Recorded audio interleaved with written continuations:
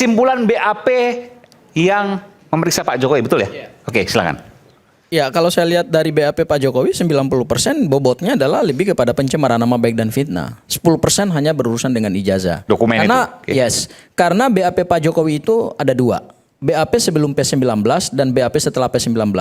Dan penjelasan terkait dengan ijazah itu BAP setelah P19. Yang hanya ada beberapa pertanyaan yang mungkin tidak perlu saya buka secara Apa yang mau sampaikan situ? Artinya bahwa memang yang dikejar adalah pencemaran nama baik. Pencemaran nama baik dan pembuktian ijazahnya. Artinya saya ingin mengkorelasikan dengan pernyataan Pak Gayus Lumbun yang sebenarnya dari awal kami concernnya di situ. Dalam konteks kita membuktikan ijazah ini asli atau palsu, maka kualifikasi deliknya bukan pencemaran nama baik dan fitnah. Kualifikasi deliknya adalah pemalsuan dokumen pasal 263 KUHP yang lama yang itu dilaporkan oleh TPUA di Bareskrim Polri. Kenapa itu kemudian dihentikan?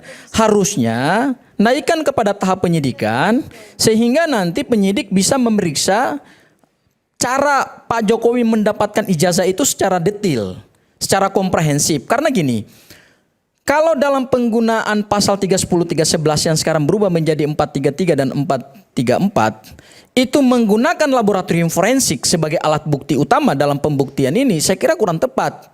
Karena kenapa? Pencemaran nama baik dan fitnah itu berbeda kualifikasi deliknya dengan pemalsuan dokumen. Kalau pemalsuan dokumen, maka yang akan dikejar itu adalah dokumen ini asli atau palsu. Disitulah masuk laboratorium forensik. Ya, bukan dalam konteks pencemaran nama baik kita menggunakan laboratorium forensik. Ya, betul, kecurigaan kami begitu. Jadi kami melihat bahwa Perkapolri nomor 10 2009 itu memang sejak awal pada tahap penyelidikan di Bareskrim Polri dilanggar secara total. Pelanggarannya di mana? Pada saat Bareskrim Polri menghentikan laporan TPUA dengan menyatakan identik, itu tahapnya masih tahap penyelidikan, belum tahap penyidikan. Sementara berdasarkan Perkapolri 10 2009, penggunaan instrumen laboratorium forensik itu untuk mendukung tingkat penyidikan. Jadi Bareskrim harus naikkan dulu dari penyelidikan menjadi penyidikan, baru kemudian penyidikan itu kan untuk mencari tersangka dan membuat perkara pidana menjadi terang. Disitulah baru dibolehkan penggunaan laboratorium forensik. Laboratorium forensik itu tidak bisa digunakan pada tahap penyelidikan. Ini Perkapolri. Kalau sandarannya adalah pada Perkaba, ingat dalam tata aturan perundang-undangan, aturan di bawah nggak boleh menegasikan aturan yang di atas. Aturan yang di atas menegaskan bahwa laboratorium forensik itu adalah instrumen penyidikan, bukan penyelidikan. Kalau kemudian tadi rekan Kuripai mengatakan bahwa ada Perkaba, ya kalau Perkaba itu adalah peraturan di bawah Kapolri, masa bisa mengalahkan peraturan Kapolri? Secara Stufenberg teori atau kita sebut dengan hierarki perundang-undangan yang dianut oleh Hans Kelsen dalam teori positivisme hukum, itu melanggar, itu nggak sesuai. Apalagi di dalam penggunaan laboratorium forensik perlu penyitaan.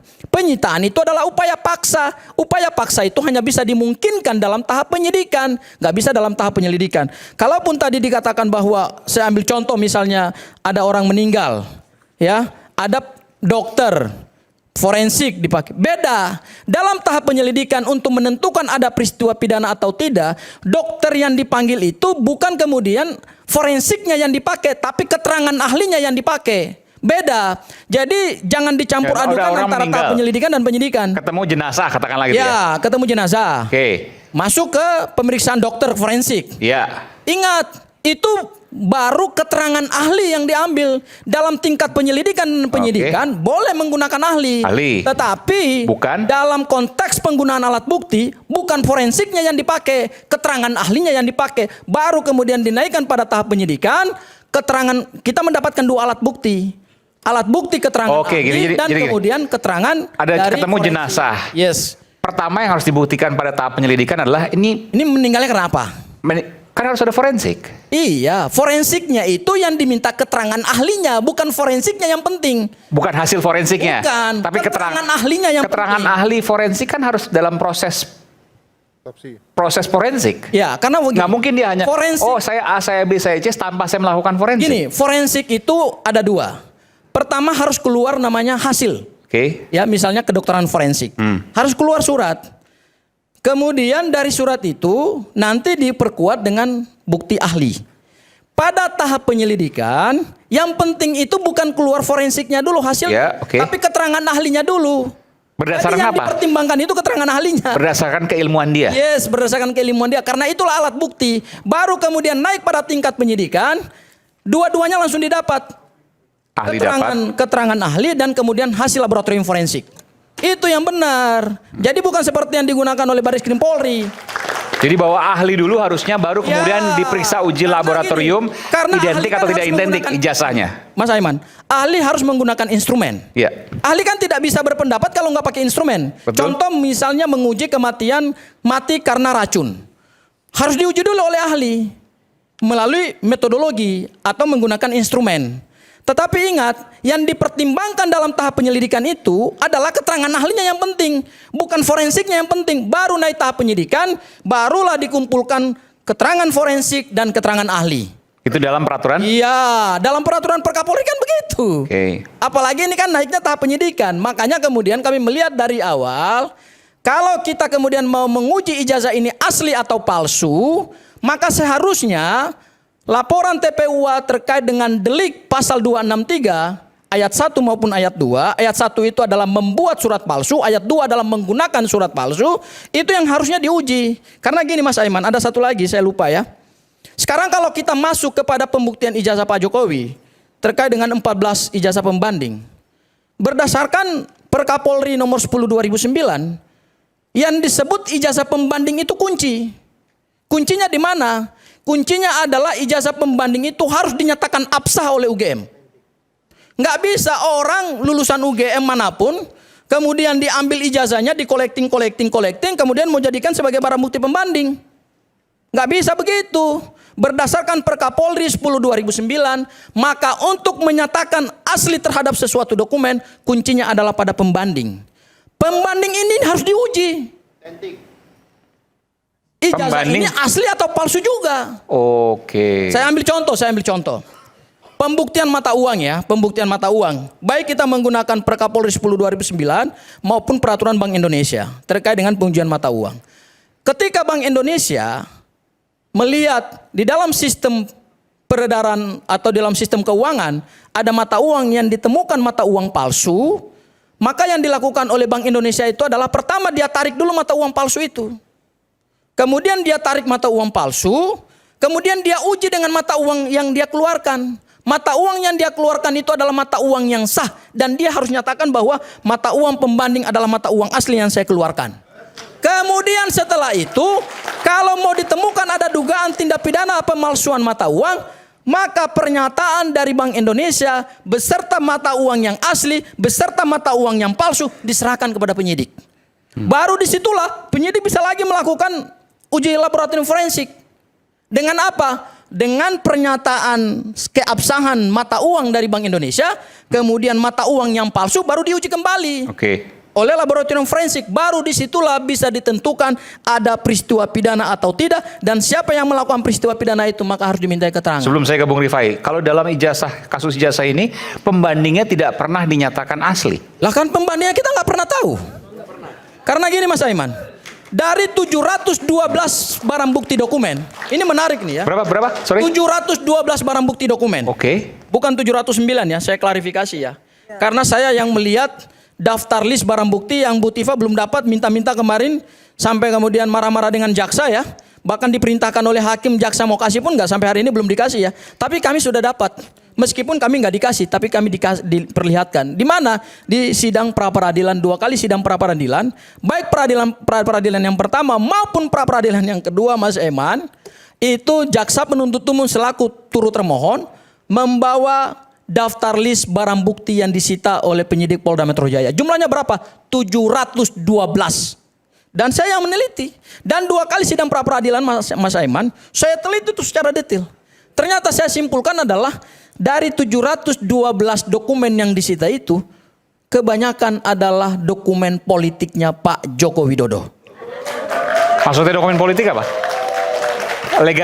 Ijazah fotokopian legalisir atau apa? Ada fotokopi ijazah legalisir SD, SMP, SMA ada. Kemudian ada KHS ada, ya, kartu hasil studi. Kemudian ada juga pendaftaran mahasiswa Ya. Yang politik maksudnya apa? Contoh, fakta integritas. Pada saat Pak Jokowi menjadi calon wakil wali kota, gubernur, dan kemudian calon presiden. Oke. Kemudian pernyataan partai politik Yang berisi? memberikan dukungan kepada Pak Joko Widodo. Oke. Lah, ini kita buktikan proses politik. Anda mau Pak Jokowi, Anda mau atau mengatakan kita mau membuktikan nggak ada relevansinya itu? yang nggak relevan dong. Jadi 148 saksi yang juga diperiksa. Nggak, dari 712 mayoritas dokumen politik. Ya, ada banyak kan dokumen politik. Ada mesin ketik juga itu. Ada juga. Jadi ada surat pernyataan Pak Jokowi sendiri. pada Yang saat menurut beliau Anda tidak menjadi ada calon relevansi wali ya. kota. Nanti saya beri kesempatan untuk Bung Rifai nanti. Ya memang nggak ada relevansinya. Apa relevansinya?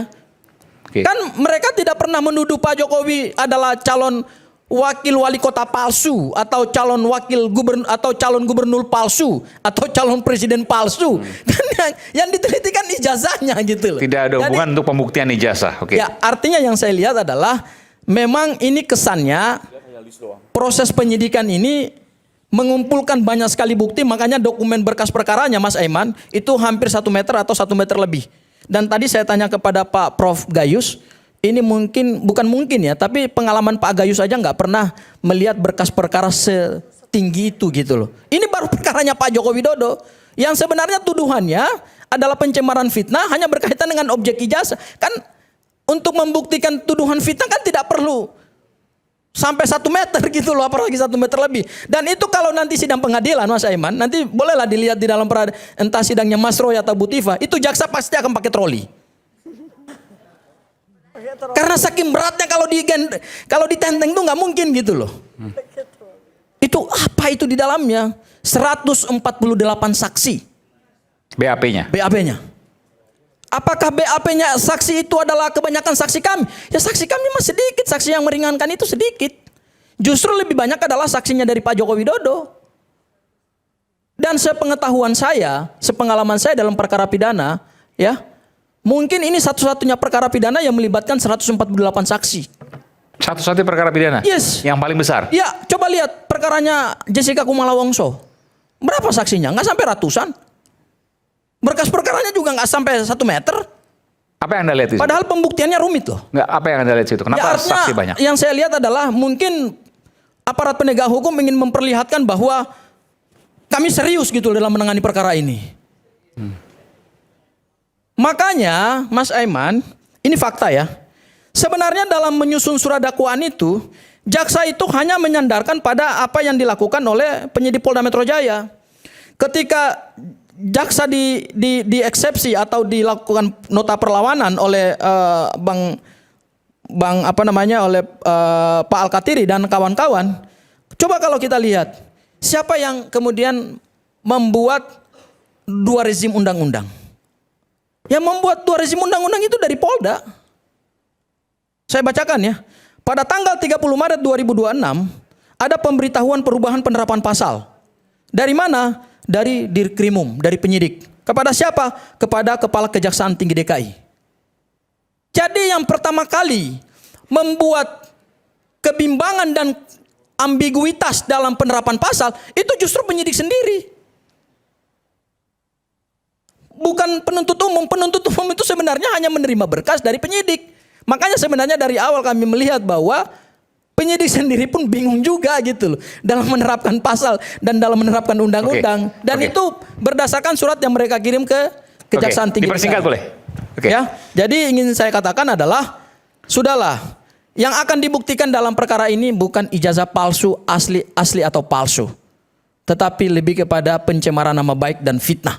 Dan disusupkan lagi dengan 2 pasal selundupan, yaitu pasal 32 dan pasal 35. Kenapa? Itu yang sebenarnya kami uji dalam pra-peradilan. Apakah pasal 32 yang ancaman pidananya 8 tahun, itu penyidik mempunyai 2 alat bukti permulaan yang cukup nggak? Dan di dalam persidangan, kami bisa buktikan bahwa penyidik tidak punya 2 alat bukti permulaan yang cukup. Hanya saja itu tidak dipertimbangkan oleh hakim. Oke, baik. Apalagi pasal 35. Jadi menurut saya jauhlah dari pembuktian ijazah ini asli atau palsu. Semua akan terbuka kok di dalam persidangan gitu. Dan tidak akan terbukti itu nanti di persidangan. Itu keyakinan Anda ya?